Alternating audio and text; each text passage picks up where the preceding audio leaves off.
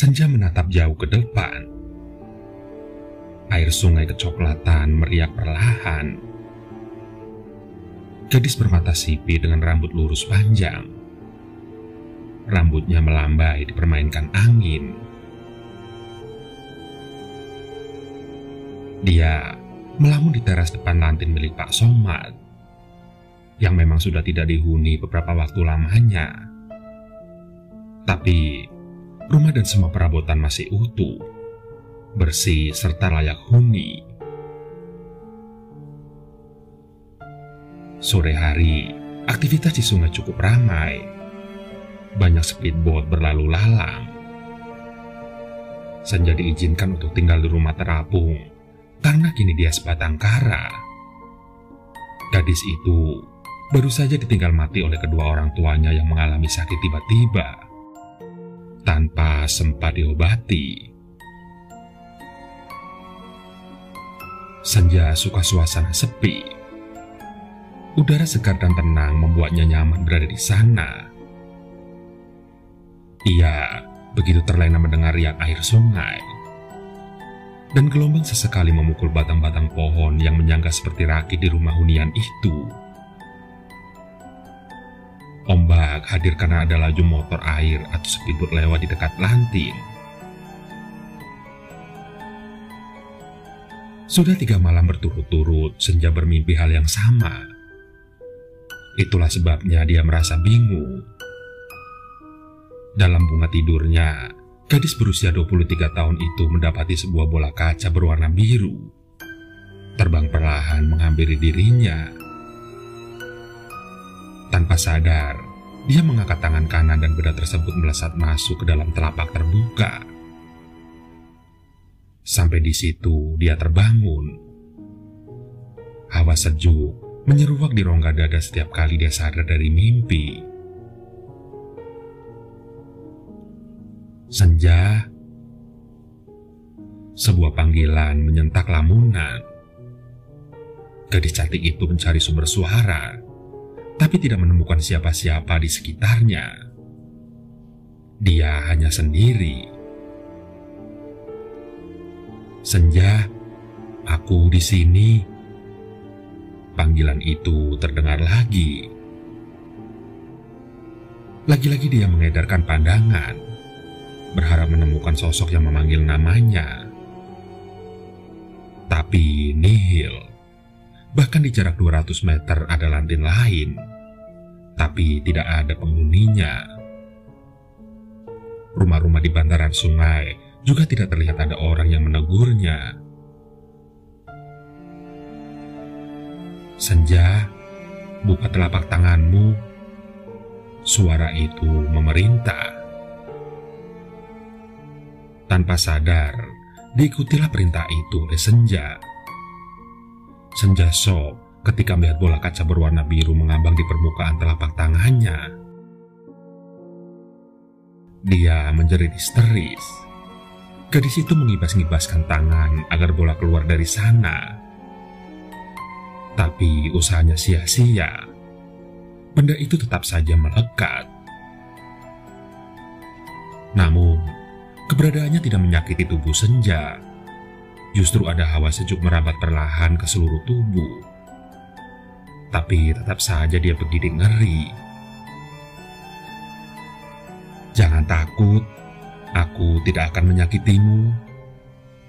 Lagi-lagi suara itu berbicara.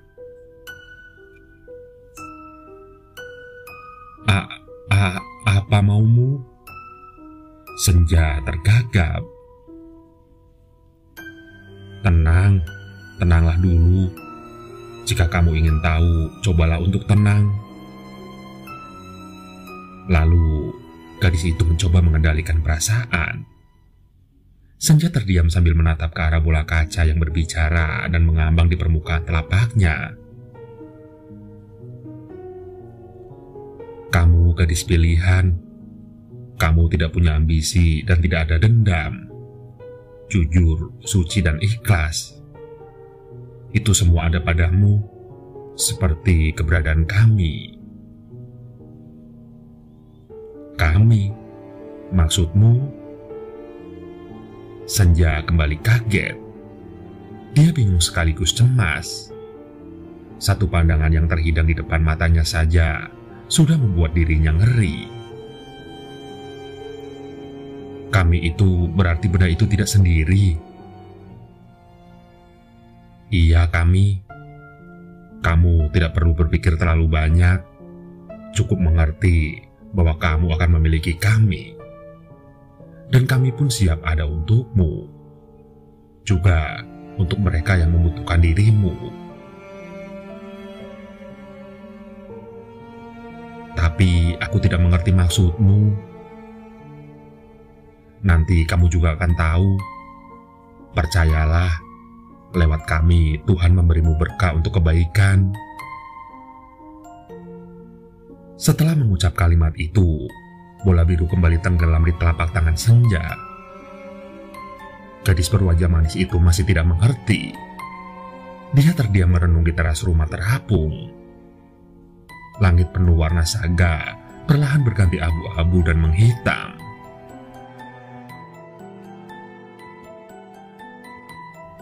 Senja, Senja, kamu di mana? Suara teriakan lantang terdengar dari daratan. Senja yang baru selesai mandi segera berjalan ke pintu untuk melihat siapa yang memanggilnya. Ternyata seorang gadis sebayanya datang terburu-buru dengan raut panik tergambar jelas. Mira, ada apa? Tanya Senja tatkala sahabat karibnya tiba di hadapan dengan napas ngos-ngosan. Itu Bang Sony, dia. Ada apa, Mir? Coba tenang dulu. Ayo mari masuk. Senja menuntun Mira ke dalam rumah dan segera memberinya segelas air putih. Setelah meneguk sepertiga isi minuman, gadis berambut gelombang dan berwajah penuh kepanikan itu pun lega. Beberapa saat dia menarik napas dalam-dalam, lalu dihembuskan dengan perlahan. Ada apa dengan Bang Sony, Mir? Tanya Senja ketika melihat Mira sudah lebih tenang. Bang Sony sakit parah, Ja. Dia baru saja dibawa pulang dari kota. Sekarang ada di rumahnya. Tadi aku sempat melihat dia setelah mobil yang membawanya pergi. Apa kamu tahu, Ja? Tanya Mira seperti orang yang habis melihat setan. Bang Sony tidak seperti dulu lagi. Tubuhnya kurus kering tinggal rangka. Wajahnya, oh Tuhan, sulit dikenali lagi. Jelas gadis yang bertubuh sedikit gempal itu. Apa benar begitu? Kamu tidak salah mengenali orang, kan? Senja bertanya tidak percaya. Kamu tidak percaya? Ayo, kita ke rumah Bang Sony. Lihat sendiri deh. Merasa penasaran, Senja memutuskan untuk pergi menjenguk Sony. Setelah bersiap dan menutup pintu rumah, kedua sahabat itu menuju rumah Sony yang terletak di kampung sebelah. Butuh 40 menit untuk sampai. Benar saja, ramai warga kampung berkerumun di dekat kediaman Sony. Berita begitu cepat tersebar hingga semua penasaran dan ingin tahu kebenarannya. Senja sempat ragu untuk masuk mengingat apa yang pernah terjadi di masa lalu. Dia pernah menjalin kisah cinta dengan Sony, yang pada akhirnya pemuda itu dinikahkan dengan gadis kota. Saat melihat keberadaan kedua orang tua Sony, langkah Senja terhenti. Senja, ayo masuk. Mira mendesak sambil menyeret pergelangan tangannya. Kedua orang tua Sony melihat ke arah Senja saat mendengar namanya disebut. Gadis itu semakin ragu melangkah. Di luar dugaan, Ibu Sony malah melambai ke arahnya meminta Senja mendekat. Ayah Sony juga mengangguk. Kedua gadis itu segera melangkah maju. Tiba di depan kedua orang tua Sony, Senja menyalami mereka. Dan dia dipersilahkan untuk masuk ke dalam. Alangkah terkejutnya Senja melihat kondisi Sony yang tergeletak tak berdaya di sebuah kasur kapuk di tengah ruang tamu rumah pemuda itu. Benar kata Mira, Sony berubah, tidak seperti dulu lagi. Wajah menawan dan tubuhnya yang atletis kini berbeda 180 derajat. Tatap mata yang seperti elang berganti sayup tanpa jiwa. Tubuhnya kurus kering, tinggal kulit berbalut rangka. Ada apa dengan Bang Sony, Bi? Pertanyaan itu terlontar dari Senja kepada Ibu Sony. Entahlah Senja, Bibi juga tidak tahu. Jawab perempuan bertubuh kembal itu resah. Sejak tinggal bersama istrinya di kota, kami tidak mendapat kabar apapun. Tiba-tiba hari ini Sony diantar pulang dengan kondisi seperti ini. Ucap Ibu Sony yang disertai sekuk tertahan. Ayah Sony juga tertunduk lesu di ambang pintu rumah, seolah kehilangan kebanggaan keluarga. Pria parubaya itu tidak mengerti apa yang terjadi kepada anak tunggalnya. Terakhir kali dia melepas kepergian Sony saat selesai acara resepsi pernikahan dan pindah ke kota bersama istrinya. Senja menjamadai Sony dengan tangan kanan. Tiba-tiba gadis itu seperti tersengat listrik halus. Lalu tampak oleh pandangan matanya adegan demi adegan seperti tayangan slide. Sebuah cuplikan yang hanya bisa terlihat oleh gadis itu, di mana terlihat sosok seorang perempuan muda yang sedang melakukan sebuah ritual. Perempuan muda itu sedang membakar sebuah boneka di atas api bokor, yang terdapat selembar foto Sony di dekat bokor tersebut. Sedetik kemudian, Senja tersadar kembali saat melepaskan tangan dari dahi Sony. Astaga, desis Senja tidak percaya. Mira yang sempat mendengar ucapan Senja kemudian bertanya, "Ada apa? Apa yang terjadi?" Berondongnya cemas. Mira terheran-heran ketika melihat wajah Senja tiba-tiba pucat. Sahabatnya itu tidak menjawab pertanyaan, malah membisu di tempat. "Nak Senja, kamu kenapa?" Kini giliran Ibu Sony yang bertanya. Senja masih tidak menyahut. Dia terkejut tatkala Mira mengguncang bahunya. "Senja, aku tidak apa-apa," jawabnya tergagap. Dia sendiri bingung dengan apa yang terjadi. Senja tidak mengerti mengapa dia mendapat penglihatan tadi. Namun, ada sebuah suara halus yang berbisik di telinga gadis itu. "Mintalah semangkuk air putih kepada tuan rumah. Celupkan telapak tangan kananmu dan usapkanlah air itu ke wajahnya." Sebuah perintah yang menuntun Senja. "Bi, boleh aku minta semangkuk air putih?" pinta Senja kepada Ibu Sony. Walau agak membingungkan, wanita tambun itu segera berlalu ke dapur dan kembali dengan apa yang diminta Senja. Seperti perintah suara gaib tadi, Senja mencelupkan tangan kanannya ke dalam mangkuk, lalu mengusap air ke wajah Sony.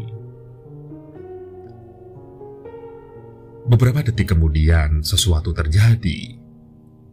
Sony yang awalnya seperti mayat hidup dengan tatapan kosong, mendadak sadar dan terdengar helaan nafas panjang. Dadanya membusung ke atas sesaat. kemudian terlentang baring kembali di atas kasur. Mata Sony menyapu ke segala arah. Ia mengamati sekeliling. Dia tampak bingung, seperti orang yang terbangun dari tidur panjang.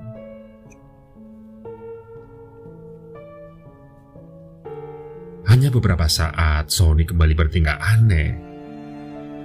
Pemuda itu tiba-tiba menjerit kesakitan sambil membekap perut dengan dua tangan. Tubuh kurusnya meringkuk menahan derita yang dahsyat. "Ah!" jerit Sony menjadi-jadi. "Panas, sakit, panas." Warga yang tadinya mulai membubarkan diri, kini mengerumun kembali di dekat pintu. Mereka ingin melihat keadaan Sony lagi. Bahkan ada beberapa yang hendak masuk agar dapat melihat lebih dekat. "Ada apa denganmu, Sony?" tanya ibunya cemas. "Bang Sony, kamu kenapa?" Senja ikut bertanya. Gadis itu ikut kebingungan melihat Sony menjerit kesakitan. Sekonyong-konyong, Senja memegang perut pemuda yang dulu pernah dicintainya itu. "Ah, panas, sakit." Hanya itu yang diucapkan Sony, tapi kini dibarengi rasa mual. Mulut Sony terbuka, seakan-akan ada yang hendak keluar dari sana. Cairan merah pekat merembes dari mulutnya.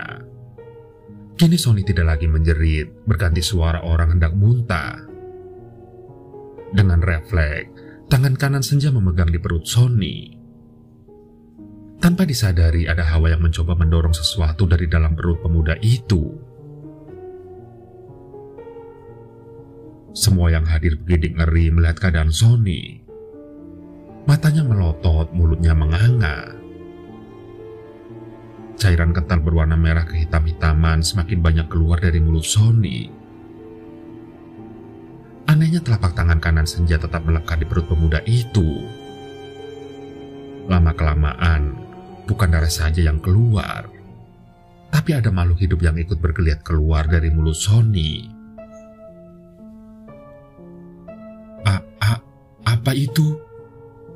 Giliran Mira terpekik melihat sesuatu yang bergerak di dekat mulut Sony. "Sony!" Ibu pemuda itu menjerit ketakutan melihat keadaan anaknya yang tidak wajar. Sony terus saja memutarkan isi perutnya. Hingga suatu ketika, "Ah! Ah!" jerit panjang terdengar lalu dia tergeletak pingsan. Sontak semua orang panik, berpikir bahwa Sony telah tiada. Namun dada pemuda itu masih naik turun bertanda masih hidup. Bau busuk tercium dari cairan kental yang dimuntahkan pemuda itu.